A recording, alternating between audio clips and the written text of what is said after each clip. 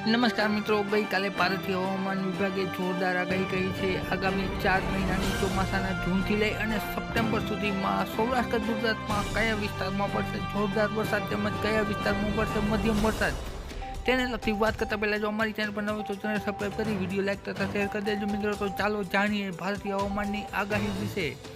સૌથી પહેલાં આપણે નકશા ઉપર નજર કરીશું. નકશામાં જોઈ શકો છો તમે અહીં પીળા કલરનું અને કેસરી કલરનું છે એ વરસાદ નબળાની નિશાની દર્શાવે છે, એટલે કે ઓછા વરસાદની નિશાની દર્શાવે છે. જ્યારે ગ્રીન કલર એટલે કે લીલો કલર છે એ સામાન્ય વરસાદની નિશાની બતાવે છે. જ્યારે બ્લુ કલર અને ઘાટો બ્લુ કલર છે એ ભારે વરસાદ અને પ્રચંડ વરસાદની નિશાની બતાવે છે. મિત્રો, આ ભારતીય હવામાન વિભાગનું છે એ અનુમાન છે. તમે જોઈ શકો છો અહીં બ્લુ કલરના પટ્ટામાં તેમજ પીળા કલરના પટ્ટામાં, આ ઉપરાંત કેસરી કલરના પટ્ટામાં આખા દેશમાં 4 મહિનાની ચોમાસું સિઝનનો વરસાદના આંકડા છે એ દર્શાવ્યા છે. આ મુજબનું ફોરકાસ્ટ થઈ શકે છે.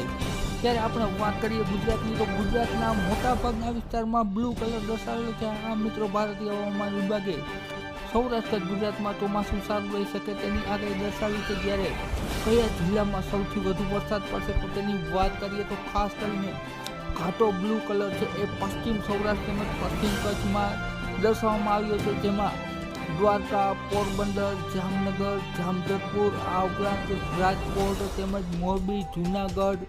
ત્યારબાદ વાત કરીએ તો ઉના, ગીર સોમનાથ, માણાવદર. ત્યારે ખાસ કરીને ભાવનગરની વાત કરીએ તો ભાવનગરમાં થોડો ઓછો વરસાદ દર્શાવ્યો છે, પણ પ્રમાણમાં સારો વરસાદ છે એ પડી શકે છે ભારતીય હવામાન વિભાગ મુજબ.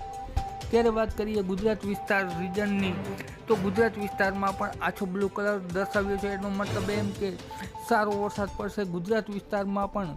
જ્યારે વાત કરીએ બોટાદમાં, અમરેલીમાં, જૂનાગઢમાં, તો તેમાં પણ બ્લુ કલર વરસાદનો દર્શાવ્યો છે.